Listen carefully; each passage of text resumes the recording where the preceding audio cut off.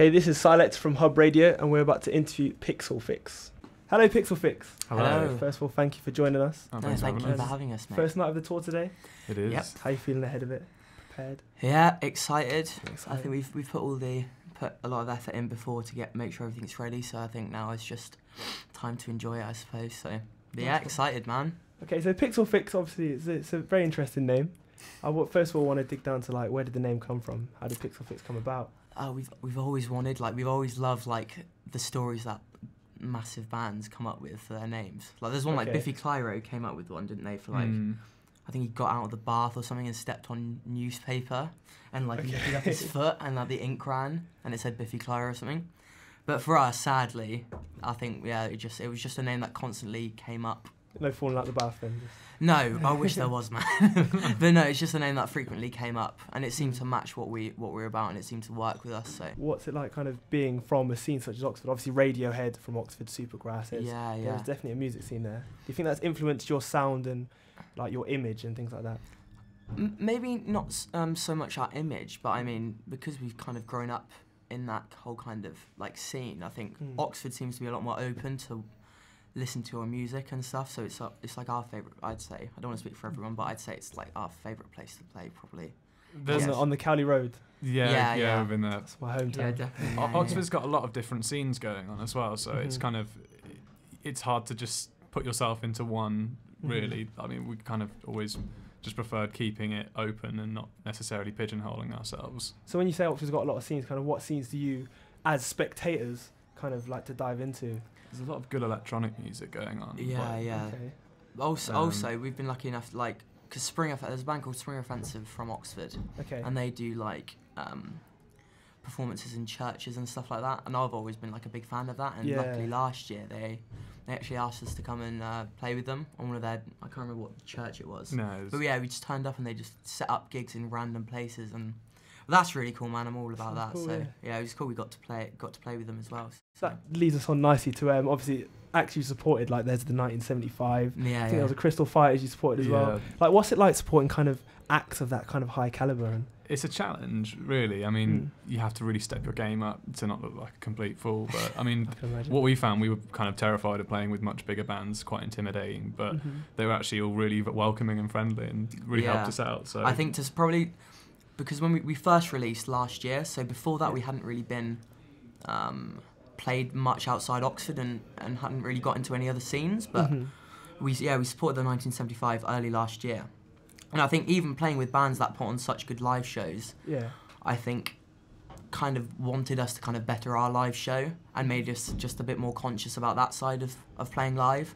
And that was early last year, and, but we've been lucky enough to keep supporting some great people, so yeah, it's been good. We learn a lot from them, definitely. So it's really good exposure for us. Yeah. Like the Crystal Fighters was was like 1,000 people a night. So we played 2 shows with them, but that was like the biggest shows we ever played. So I think being able to be exposed to that many people on such a personal level was great. Yeah, we love that. If you're supporting acts who have a certain kind of characteristic sound, does it create like a pressure to conform to any characteristics? I think I suppose what kind of act you support. Like, the more and more we've played, and like being able to, I think we've just kind of gone for it and are like it's kind of gone well. So I think it's all right.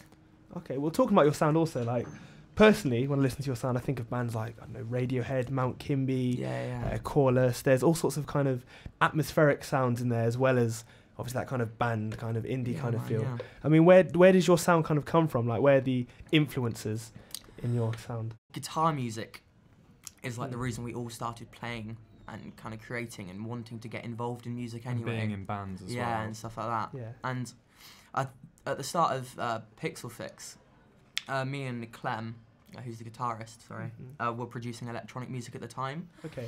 And so we shared an interest in that, and then we just all spoke to these guys, and we all seemed to be on the same wavelength with everything. So I think we kind of just write things and try and keep the writing process as natural as possible, and just do things that we would want to listen to. So again, as a band with like obviously your own sound and your own style, do you ever feel kind of almost offended or feel a bit of tension being compared to other acts? I don't think so. It's kind of expected that people want to be the first to liken you to somebody else. So we have it's been such a weird array of bands to be likened to that we. Yeah. Some of them are quite funny as well. So it's been interesting to see how people perceive like what you're about, and it's always. Because it's a natural thing for people to do, like, because we are quite a small band anyway, so if people don't know about us, then the normal thing to do would be compare us to someone. But I don't really take it personally. I suppose it's people's perception of what you're about, so it's all part of it, isn't it? So. Anybody kind of caught you off guard and like suggested like, oh, you sound like someone completely random, someone you wouldn't expect at all? We did an interview with someone ages ago, and he said we sounded like the Kooks. Yeah, we got the Kooks. Do you not like the Kooks? We like the Kooks. we didn't really get it, did we? No, I think it's with the fact that we play guitars. I think that's how he linked it. He was like, oh yeah, Kooks. We were like guitar music. Yeah, man. Yeah. I don't think we were really his scene anyway. So yeah. Okay, so leading on from the sound, more to kind of the visual side of things. Obviously, like, you know, video killed the radio star. In this day and age, artists and acts, obviously, their video, their visual, their brand image is so important. Yeah. Do you have much for saying like your brand image in like your music videos, or is that kind of taken care of by other people? I think we always were quite conscious about what we wanted the videos to be. I think for our videos, when we don't really feature in them, because we kind of wanted just the music. I know it sounds kind of a bit cliche, but the music to kind of do the talking itself, if you know what I mean. So, of course. And we kind of hold like the artistic element of it, and we wanted to make sure like the concepts of the video kind of linked into the concepts of like the lyrical meaning of the song. So we always think that's important. So I think just as important just for us personally, so we can watch the video and kind of enjoy it in that sense. Not wince back in our seats. Yeah, exactly. So you released the EP last year, self-titled EP. How did that kind of come about, and you know, where did it take you to in terms of where you are now? Well, they were the songs that we wrote at the very beginning of the band. So they were the ones that we just we first jammed out or first came up with together, and then. We got all of that ready, and we wanted to produce it ourselves because we feel like the production is just as much, just as important for us, I'd say, as like the band stuff. So we released that in early 2013. Yeah, early 2013. Yeah, April. But I think there was like we've done like gigs and stuff before, but I think that was like the first moment we became like a proper an actual pixel fix on the map. Yes, so people can actually can check us out and stuff. So I think that was great. Finally getting our music out there because we'd been dying to, and that was great. So. And what would you say is the difference with this forthcoming EP, the Fool on the 24th? These songs were the main song of the EP, Fool. That was a song that was written quite far back, just after the EP. So that's a song that we've had for a while. But it features like two main songs, which are Fall and Awake, and they are linked lyrically.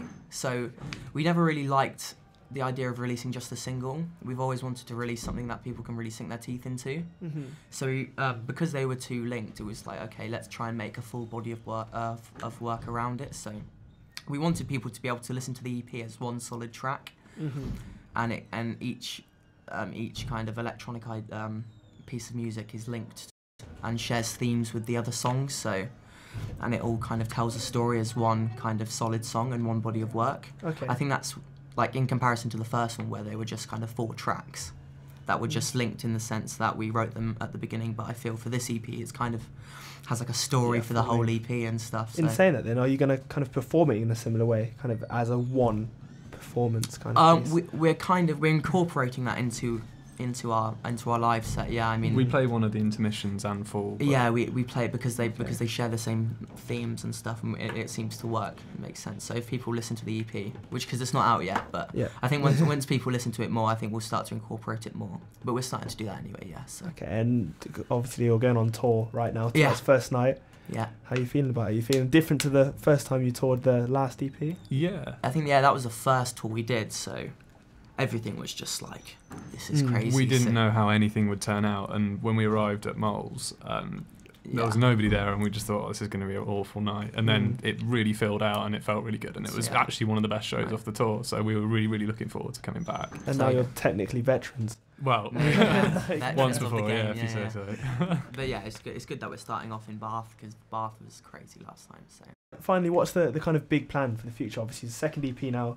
Yeah. Got any ideas for an album or Well, any label talks? Oh, I don't know, man. You don't have to spill the beans. We don't even know anything. Really, so. We've just been like writing over this past year and just getting our back catalogue of songs. So I don't know about an album, maybe in the future, but I think our plan just for now is just to release more music for people and just keep gigging and keep touring and just keep. There will be exposed. lots more music this year, yeah, but we're not sure if there'll be an album. We don't decide yet. Yeah. And where can the people find you? We have Facebook and SoundCloud and Twitter and all of that. Just search Pixel Fix. I think it's facebook.com/PixelFixMusic, and I think that's the same for like Twitter and SoundCloud and everything like that. You heard it here first. Yeah, Thank you for coming in today, guys. Thanks for having us, I wish man. you the best of luck in your tour. Thanks very much, mate. Thank Thank you for having us, mate. No problem.